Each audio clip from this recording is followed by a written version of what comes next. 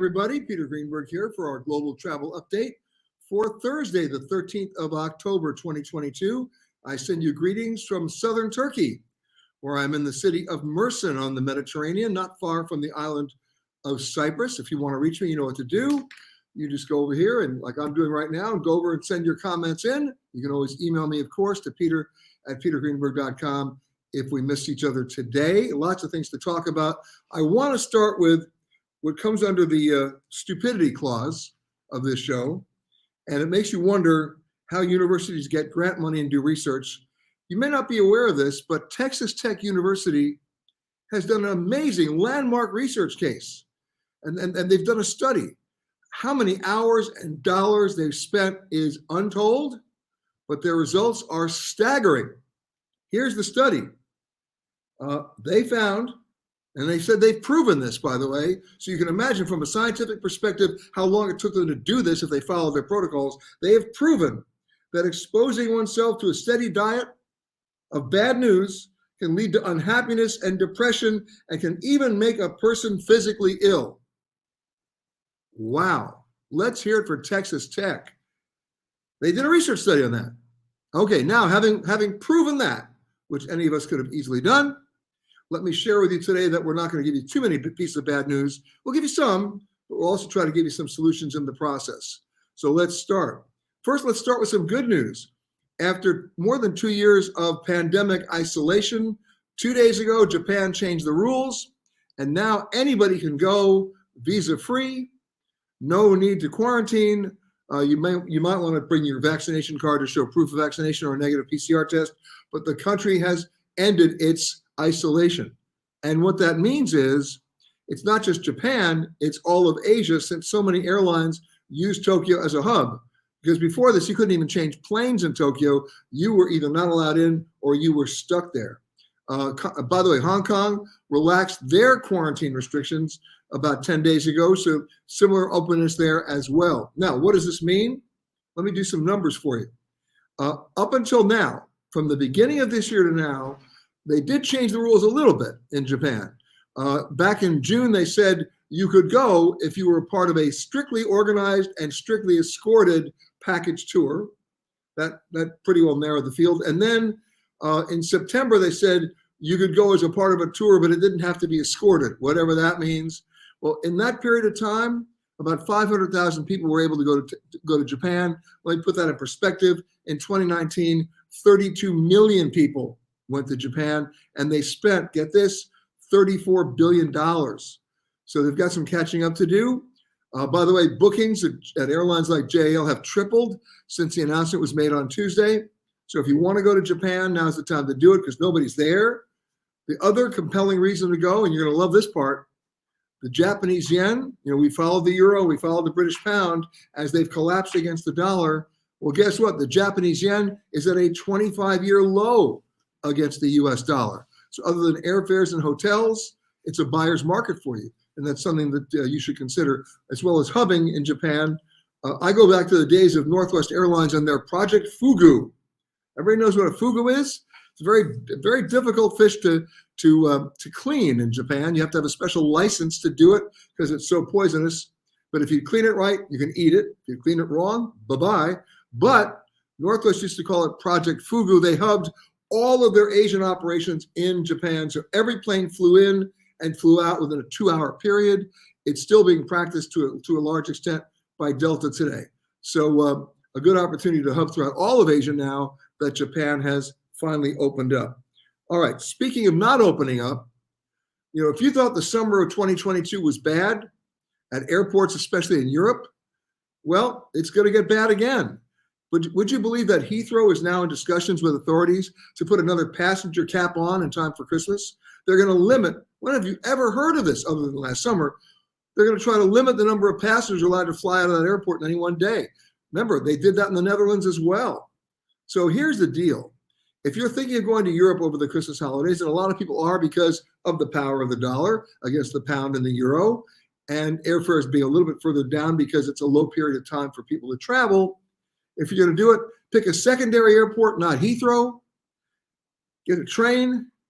If you're going to do it out of Amsterdam, definitely get a train, and you'll be better off. But The fact that they're still dealing with this means they haven't solved the problem.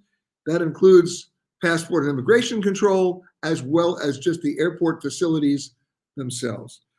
Okay, now, speaking of stupidity, we're going to get all the stupid stuff out of the way first. You've heard me tell stories. I did one, 2 or 3 weeks ago about someone who had their bags lost by the airline, but they had purchased those Apple AirTags, and they were actually able to find out where the bags were. Guess what? They were stolen, and they led the police right to the guy, right? By the way, an airline employee, I might add. Well, that's usually the exception rather than the rule. The airlines just do a very good job of losing bags. So AirTags and other competitive products do the same thing, other than Apple. Great idea, right? Well, during the pandemic, and especially this summer, airlines did such a bad job of baggage handling. You may remember the story where Delta Airlines filled an entire Airbus 330 in London with 1,100 bags that they didn't know where they went. And where did they take them? They flew them. They filled the entire plane, no passengers, to Detroit so they could sort them there, only to discover that 30% of those bags were destined for London. Da-da. Okay.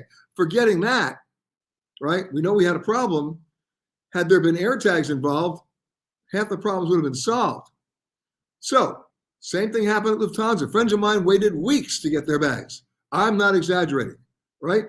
I mean, Lufthansa, the epitome of German excellence in engineering and design, fell completely apart when it came to bags.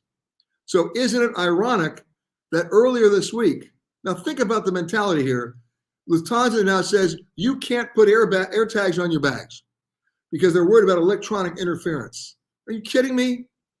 The low power Bluetooth that powers them has no interference whatsoever. On this, the FAA and the TSA wholeheartedly agree. Is this Lufthansa just so embarrassed they can't find your bags, they don't want you to find them? Yikes. We will follow that story. But keep in mind that US regulators have no problems whatsoever with putting AirTags on your bags. And neither do I.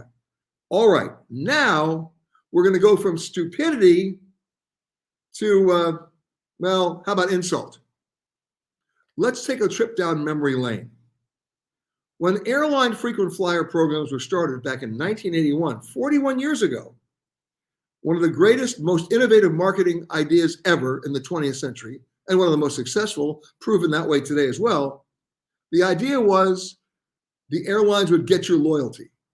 And in return for your loyalty in flying that airline, whatever airline you were a member of, when you reach a certain threshold, in those days like 20,000 miles, maybe 25,000 miles, you were eligible for a free coach ticket anywhere they flew in the United States. And then the mileage levels went up, maybe 40,000 to go to London, maybe 60,000 to go to Asia. Okay? All right. Well, what have those programs morphed into now? It's not funny. They're huge revenue generators for the airlines. And instead of rewarding you for your loyalty, in some cases, you get punished for it. Because the airlines, there's no controls over this. The airlines set their own rules. And they can raise the eligible number of miles needed anytime they want and decrease the ways you can earn mileage on their own as well. So we went from, if you flew 2,500 miles, no matter what class of service you were in, you got a minimum of 2,500 miles, to it's based on how much you paid. It was a fare-based system for the last 2 years. So not only was it hard to redeem the miles, it was becoming harder to earn them. Well, it's about to get even harder. One airline, Delta, now says in order for you to even get the lowest tier level of elite status, you're going to have to spend at least $5,000 more on tickets than you did last year. And if you want the highest status, like diamond status, in your cash spend, you ready for a year? $250,000. Now, to be sure, airline frequent flyer programs are hugely popular. American Airlines reported that registrations to become members of their program, the Advantage program, were at an all-time high. I mean, everybody's joining. Delta Airlines has 100 million members. If you work it out, that's 1 in 4 Americans. I mean, who else that? Not even Sam's Club or Walmart, right? It's unbelievable. Okay, we understand the concept. We understand the philosophy and the supposed execution. But now I'm going to show you something. Don't run up the video. Don't show the slide yet, Anthony. I'm going to set it up. Some airlines now are making miles so hard to to redeem, and then they've tripled down on the eligibility numbers, that it becomes impossible. I'm gonna give you a little statistic here, and then I'm gonna show you this slide, which I just found earlier this week, and it's Delta, by the way. 54% of all mileage earned by all of us is earned on the ground, right? With credit card purchases, affinity programs, not by flying, right? So if an airline, let's do the math. If you're getting 1 mile per dollar that you spend, if the airline's going to give you a 25,000 mile quote unquote free ticket, you spent $17,000 to get it, not counting the miles you actually flowed to bring it up to 25,000 miles, right? That's assuming you can find a 25,000 mile award that they're going to give you. All right, hold on to that. It used to be you got a free ticket, coach ticket for 25,000 miles. Not much anymore. I've seen them for 50,000 miles round trip and going up, and that's just on domestic tickets. For international tickets, it gets crazier. Now I'm going to show you a slide in just a second. I'm building up to it. Let me build. That Delta has raised the minimum miles to redeem, let's say, an award to either Europe or South America in coach. Look at the left side of your screen when I post this deal. Go. 70,000 miles, right? Round trip. All right. Okay. That's a lot. That means for that round trip economy ticket to Santiago, Chile, you spent about $40,000. That's one expensive coach ticket.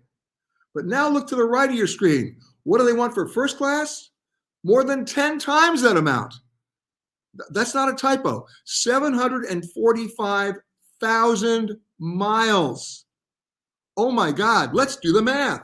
Based on that 54% figure, you just spent a minimum of $420,000 minimum to get that first class ticket. What first class ticket costs $420,000? You can charter the plane. So here's my advice. We've now reached a threshold. We've now reached the point of diminishing returns on so many of these programs. And for the first time, I know we're addicts. We are mileage junkies. We want to get miles for everything short of breathing. But it doesn't matter if you can't redeem them. And if you spend all that money to get it, what an insult it must be to part with $420,000 for a first class ticket on a Biscoff. Remember the Biscoffs? Okay. So I've never thought I was going to say this, but I'm going to say it now. You might want to go back to that question, what's in your wallet? And maybe opt for a cash back credit card, because based on the equation I just gave you, it's going to be infinitely better for you just to accrue the mileage, not the mileage, the cash back, and then do the unthinkable, buy the ticket. The first class ticket on that flight, by the way, was about $11,000, not $420,000 in the equivalency in the mileage game. I wanted to share that with you because it's getting insulting out there, and I wanted you to see it. It's just that crazy. All right, enough of that. Now it's time. I got to share with you. Here's our throwback picture of the week. Before you post it, I'm going to ask the question, and most of you are not going to get this right, but there's a clue in the background of my shot. When was this picture taken? And where was it taken? And there'll be a bonus question after that. Go. All right. When was this picture taken? Boy, I had a lot of hair. When was this picture taken and where? And there's a bonus question after that. Okay, remember, there is a clue behind me. So let's see if you know. While we're waiting for those answers, let's scroll up and say hi to everybody. A lot of people on today. Patrick's back in the Big Apple. Okay. Okay, Sue's saying hi from Bellingham. All right, our friends from Tanzania are weighing in. Love to always hear from you as well. Williamsburg, Virginia, as always. Yep, you're right, Robin. Okay. Ju is back in Japan, so she must be happy she can either fly in or fly out now. Beatrice is in Tanzania, so is Luice. I think I got that, or Luise. And Roseanne is saying hi from Florida. What part in Florida, Roseanne? Listen, we posted this last week. We're going to post it again. The rebuilding process in Southwest Florida is going to take quite some time. The infrastructure is so damaged, not to mention the loss in personal property and lives and income. So go to our website, petergreenberg.com. We've listed allhandsandhearts.org, Operation USA, that's opusa.org, and of course the American Red Cross. The first two I mentioned are really second responders and opportunities for you to volunteer and go down and help in the process once they've taken care of the immediate damage and the loss of life. American Red Cross, always happy to get your donations, putting the money where it matters the most. So please check that in.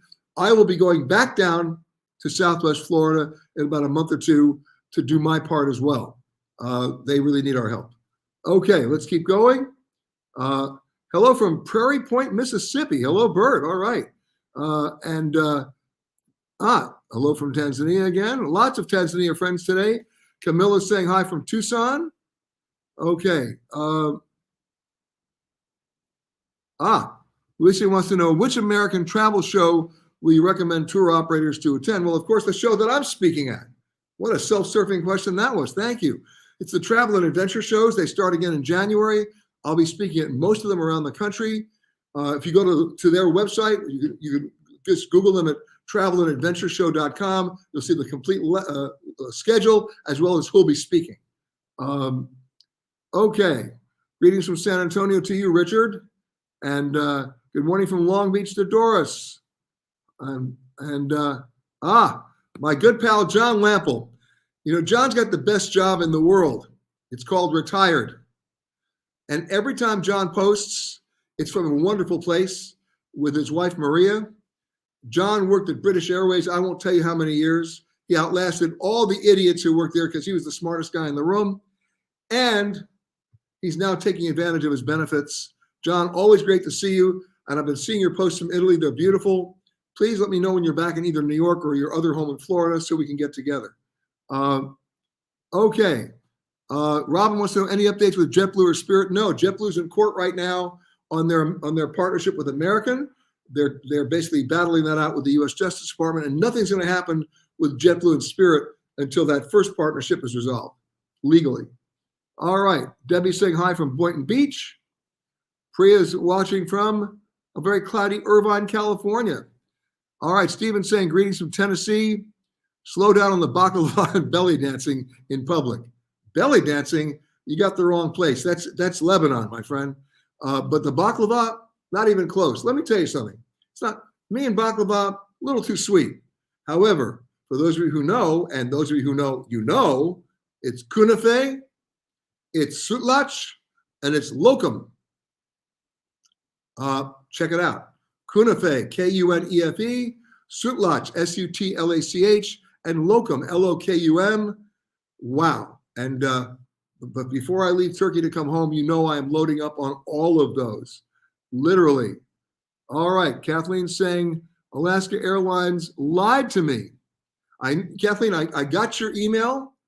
Please send me the details. I'll get into it. When an airline claims it's weather and it's not weather, they have a problem with me. So please send me the details, your confirmation numbers, who you spoke to at the airline, when you spoke to them, and what they did or didn't do for you. Okay, Peter@petergreenberg.com. Lisa's saying hi from Syracuse. All right, let's hear it for the Orange Men. Okay. What are my feelings on taking a Trafalgar tour to China in November? Can you be more specific about where in China? China's still more or less in a lockdown situation.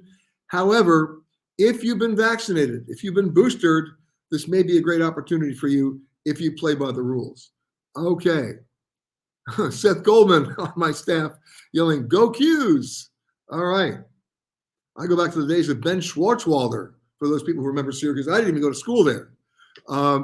Okay. Zeus says, I'll be in Oslo and Finland for Christmas. Last week you mentioned not to visit the Canary Islands in the New Year. So where do you recommend for a warmer New Year's after my Norway and Finland trip? Well, first of all, New Year's is only one day. So are you talking about right after January 1st?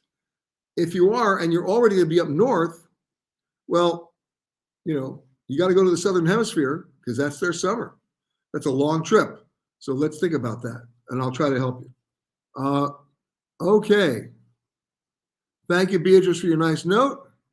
And I love all my Tanzanian friends. Asante sana. Okay, Katrina saying hello from Alabama. Okay, Colleen says my global entry expires on May 24th, 2023. I received an email wondering if I wanted their help in renewing my global entry card. I can't imagine why I would need their help. No, you don't need anybody's help. You can do it through the government website, and they're getting better. The real problem, though, is scheduling the interview, but you've got some time now. And when you get about 6 months away, which will be, by the way, end of next month, that's when you send it in. Okay. Hello, Peter. This is from Coast. Harriet and Jim. We took your advice and traveled to Lagos from Faro in Portugal. We had a wonderful eating experience. We are back in Richmond, Virginia now. Yep, Lagos. I love that place. Faro is just where you land. Albufeira, but that place, Lagos, love it. Okay. Okay. And Debbie's saying, thank you for the recommendation in Porto. I hope you ordered the salmon tataki. You won't be disappointed.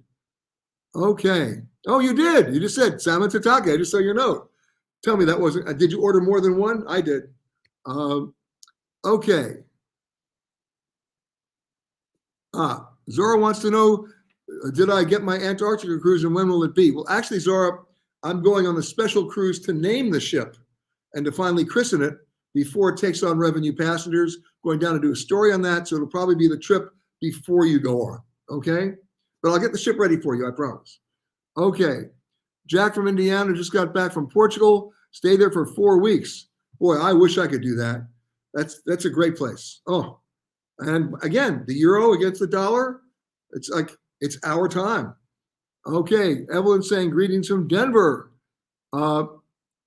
Okay, Barbara says, I found several deals to Iceland for December and January. Is it worth it so little daylight? Of course. Listen, the light doesn't bother me. Are you kidding? What happens when it gets dark? People party. People have conversations. Go for it.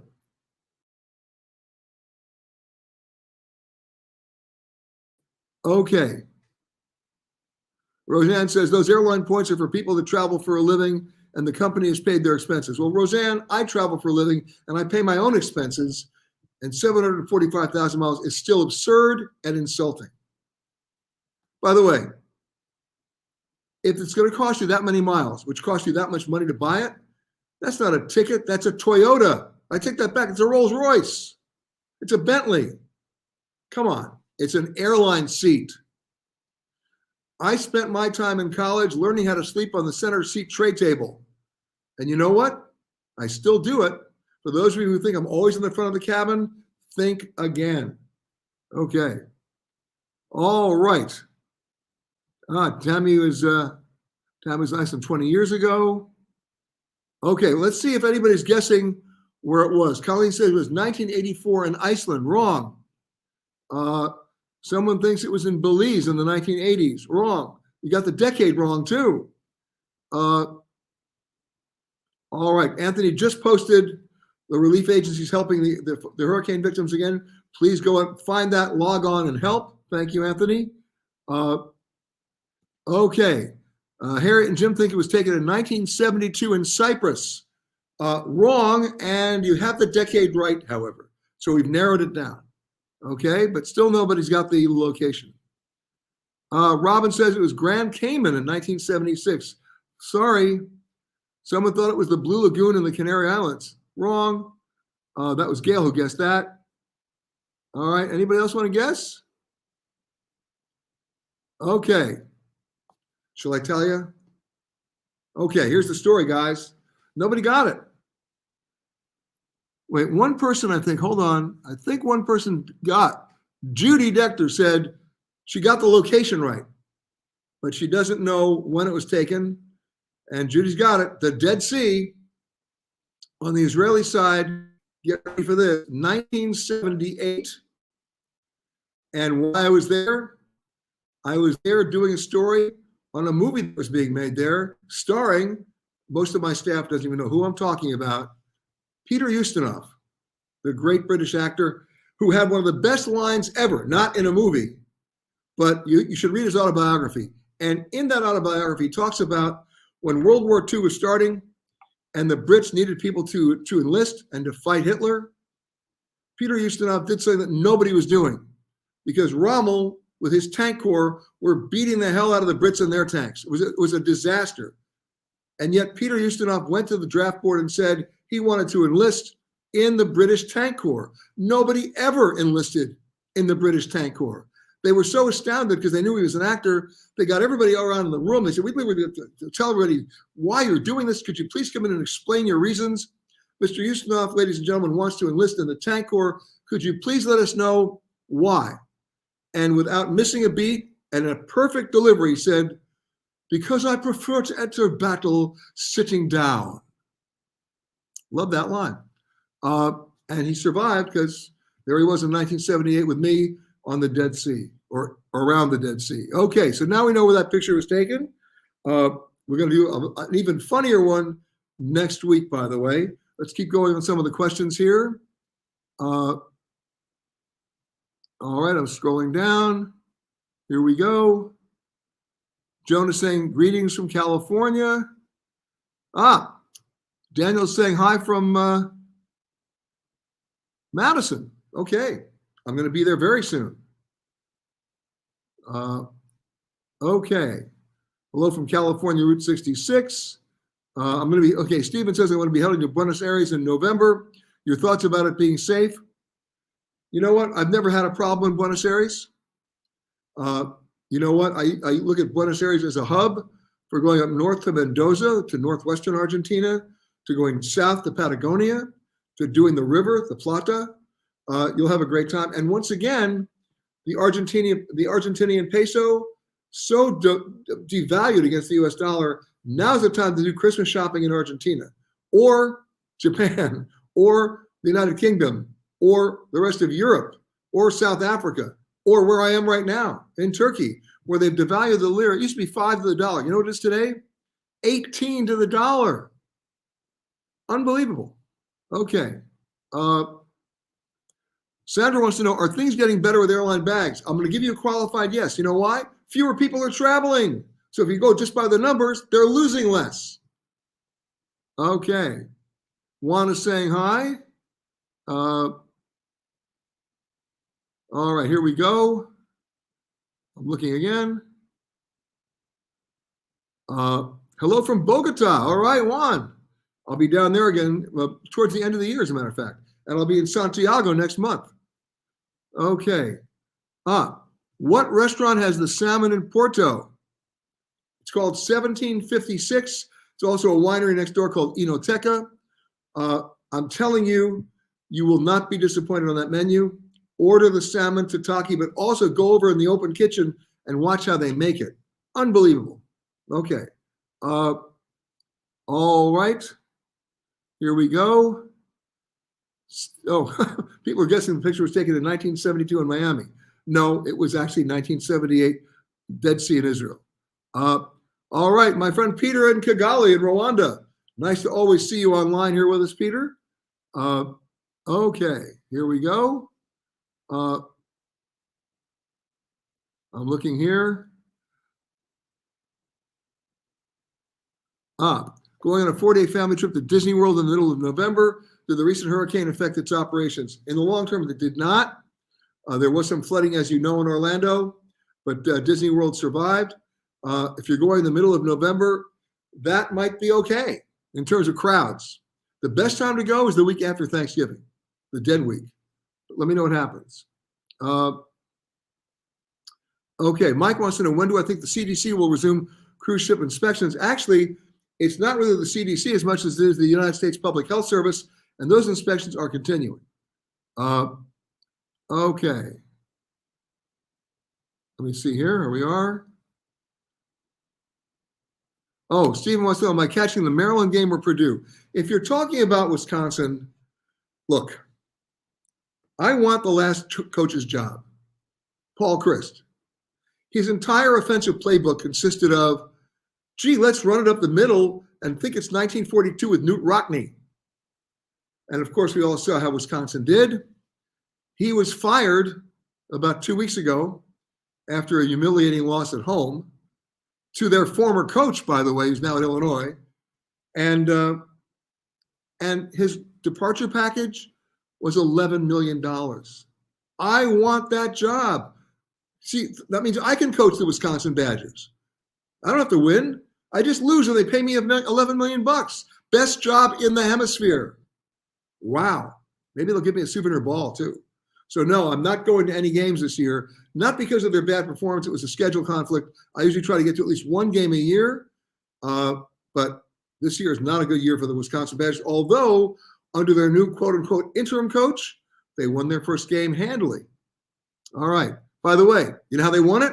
They passed the ball. Oh, my God. They actually did an offensive play that didn't involve running it up the middle. Okay. Enough about football. Okay. Here we go. All right. Here we go. Now, let's go to the photo of the week. How about this? Is this a cool photo? Anyone want to tell me where it is? Okay, I'm going to tell you.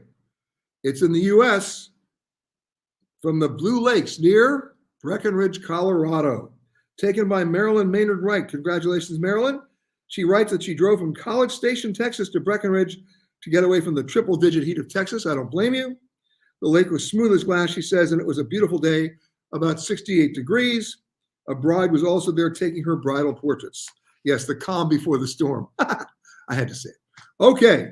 Thank you, Marilyn. And by the way, if you have a photo that you think qualifies as a photo of the week, you know what to do. Send it to us, peter@petergreenberg.com. And if we like it, we love it. It's right there on the screen. Thank you again for that. One more thing I want to share with you. I love stories like this as people are going back to hotels. What do people steal from hotels? Anyone want to guess? No, it's not. I'm not talking about the little small containers of shampoo because they got rid of those, or the soap, or the old ashtrays with the logos. I'm talking about some serious thefts. What are people lifting from hotels and they can't stop themselves? All right.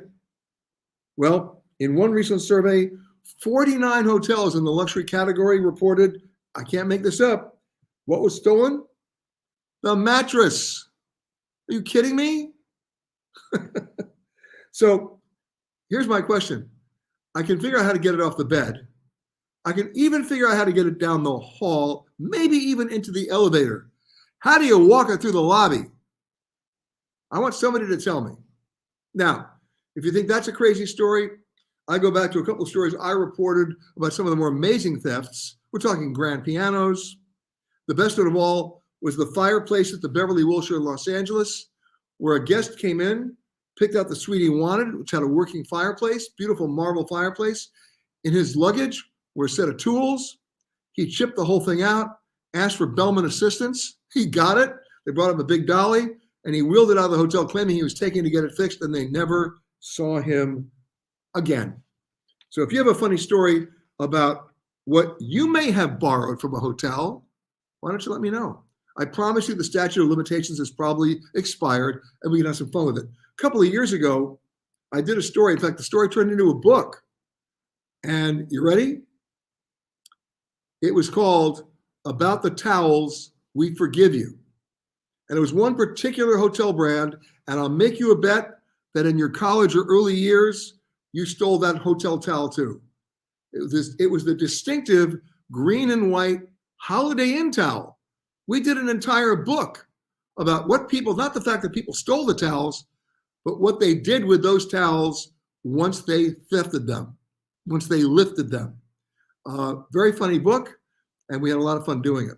So, yes, I know people are going to steal robes, and they're going to steal washcloths, right?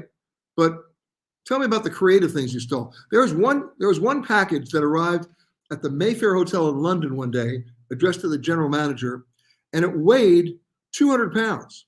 And it was from one of his most frequent guests who'd stayed at that hotel for 12 years from Africa. And every time, and what was inside that box, they opened it up very carefully. They didn't know what was inside. It was an entire service for 30. Every time he stayed at the hotel, he ordered room service. And every time he ordered room service, he stole the silverware. Not just the silverware, but the serving plates, the chafing dishes, you name it. And then one day he had a fit of conscience back in Nairobi and decided to send it all back. There you go. Some hotels, by the way, when they're celebrating their 50th or 100th anniversary, actually make an appeal to guests that if they have a piece of historical something that they stole, to please send it back. And you know what? A lot of times they get it back. All right, let's go to some questions that you sent in. Here's one. What insurance company do I recommend for travel that includes emergency evacuation in case of illness or other emergencies from Sandy? We were taking a 14-day cruise to Hawaii in February. Okay, well, in the interest of full disclosure, I've been a member of MedJet Assist for 20 years now. It costs me about $500 a year for an annual premium. There are also family memberships available, so now my wife is part of that. And you can also buy it for single trip usage. I'm a big believer in doing the annual premium because you never know when you're going to travel. And there's some wood here in Mersin, so I'm going to knock on it. There you go. I've never had to use it. I think Travel Guard also does a great job. But here's the key, whether you're going to Hawaii or the Himalayas. You have to read the policy language carefully because a lot of people will sell you what they call medical evacuation and repatriation insurance. And what it provides for, in essence and in theory, is that they will stabilize you, whatever happened to you in that location, and then fly you to a medical facility or somehow get you there. What's great about MedJet is they will stabilize you, when I read the fine print, and then in consultation with your own personal physician, after all, who knows your medical history better than your own doctor, they will then fly you to the medical facility and doctor of your choice. A lot of policies don't read that way. It's the medical facility and doctor of their choice, and all of a sudden you're at a bad HMO in Algeria. This is not what you had in mind. So make sure you can, by the way, you can buy this policy from any travel agent or travel advisor. They can walk you through the policy language and the hieroglyphics that are sometimes associated with that, so you know if the policy you're buying actually pertains to you in terms of some of the exclusions like age, pre-existing conditions, or in fact, destinations themselves. Very difficult to buy medical evacuation and repatriation insurance if you're going to be vacationing in Syria right now. You get the picture. Okay, here's one from Nora. Do I have any idea if Frontier will resume its flights from MacArthur to RSW? Well, their flights from MacArthur to RSW are always seasonal.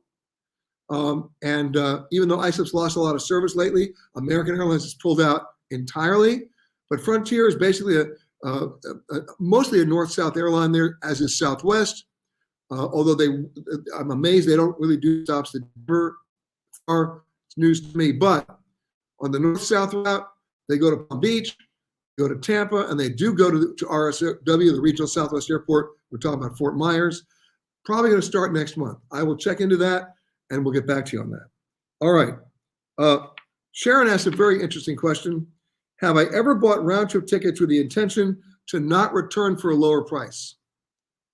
All the time, right? But not recently, and I'll tell you why. Nothing to do with violating any law or regulation. It's because thanks to airlines like JetBlue and Southwest selling one-way tickets, you didn't have to buy a ticket 2 weeks in advance and stay over a Saturday night to qualify for a discount.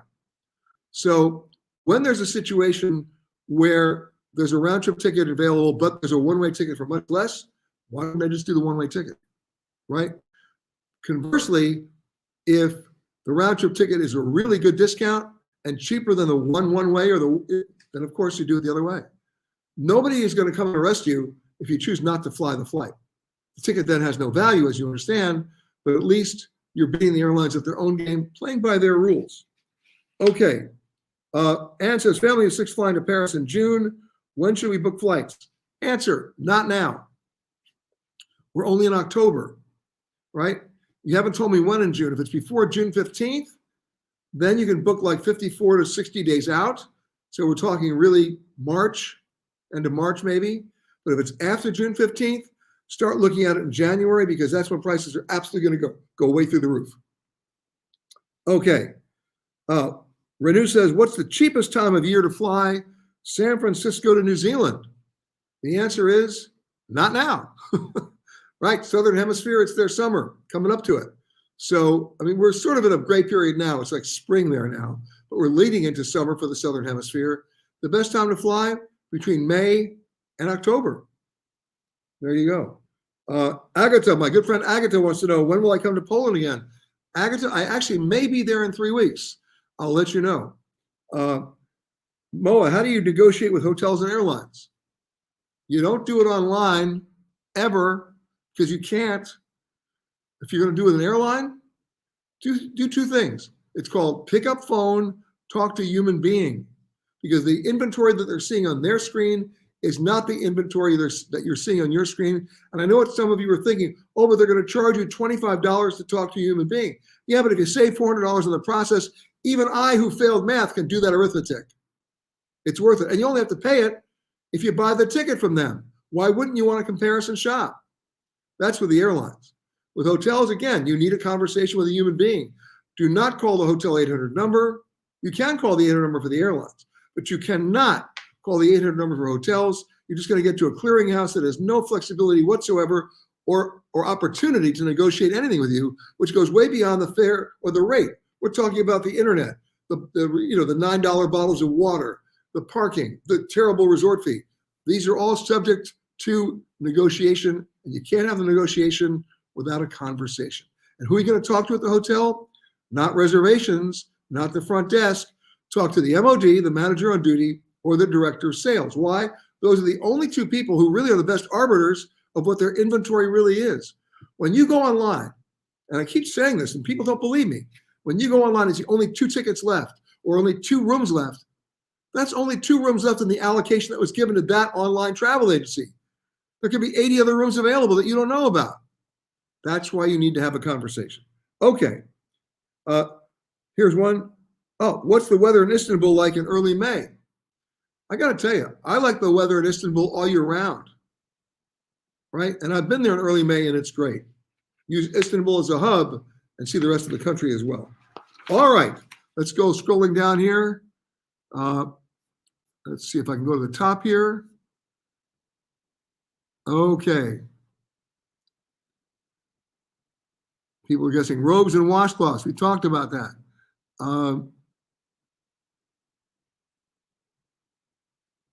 Okay, Anne says, interesting question. I need to fly to Basel in Switzerland December 11th and return from Amsterdam December 19th. Anything I checked was 2 stops. United wants $1,500. Any other suggestions? Well, remember, you're in that Christmas window, right? People go home for Christmas. There's your problem. The other way to do it is, I don't know where you're checking, because I can usually get you there with 1 stop. I don't know where the 2 stops come in. Let me guess. You went online, didn't you? Did you have a conversation? Did you talk to some secondary and tertiary carriers? That's where you're going to find the answer, right? Not every airline posts online. People don't get that, right? Orbitz and Travelocity and Expedia and Kayak, they don't have everybody. They only have the people who want to give them that inventory. Please have a conversation. If there was ever a time to talk to a travel agent, now is that time. Okay? All right. And Ann says, yes, I did talk to a travel agent. Okay, talk to another. That's the beauty of the phone. Can't help me? Thank you anyway. Call somebody else. Travel agents have preferred supplier relationships, and maybe yours didn't have that relationship. Also, turn the map up down. Right? How about thinking of going from, I forget where you're going from, and you didn't tell me, but let's just say from New York for the sake of this discussion. Maybe you're going to backtrack in, right? You fly from New York to Doha to Switzerland, or New York to Dubai to Switzerland, or New York to Abu Dhabi to Switzerland, right? Or New York to Istanbul to Switzerland. Look at the airlines that have major hub networks in those cities and that fly everywhere. And you go from 2 stops down to 1. All right? All right. Now, before we leave you, a little housekeeping note, because I'm getting on a plane tonight, heading back to New York. But the radio show from New York this weekend, of course, on Saturday. Listen in from 10 a.m. to 1 p.m. Eastern time. If you can't find it on your dial, it's easy. Go right to our website, petergreenberg.com, and you can listen to it streaming live as of about 10:05 in the morning. Travel Detective Season 7 on the air now. Tanzania, the Royal Tour on the air now. And starting October 24th, Check your local PBS stations. We premiere our next in our series of hidden 1-hour specials.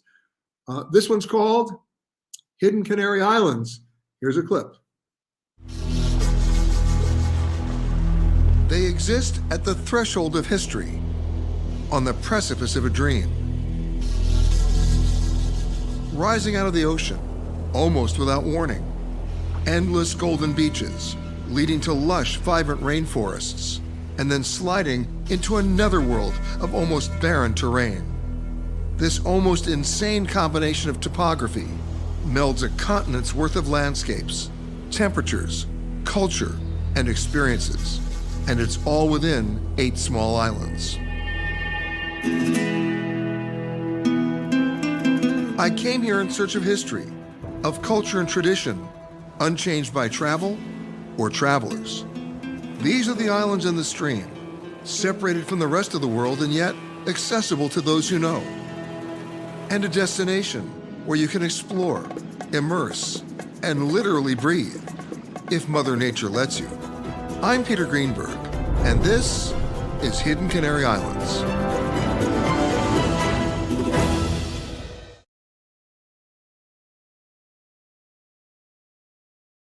Again, check out your local listings. October 24th is the premiere date, and then it will roll out through the rest of the country for the rest of the year.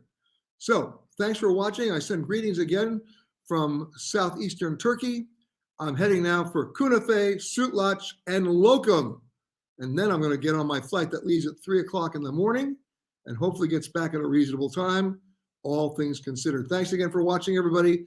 Have a great rest of the week. Have a great weekend. See you on the radio on Saturday. And of course, I'll see you next week from another distant remote location somewhere around the world. Have a great week, everybody.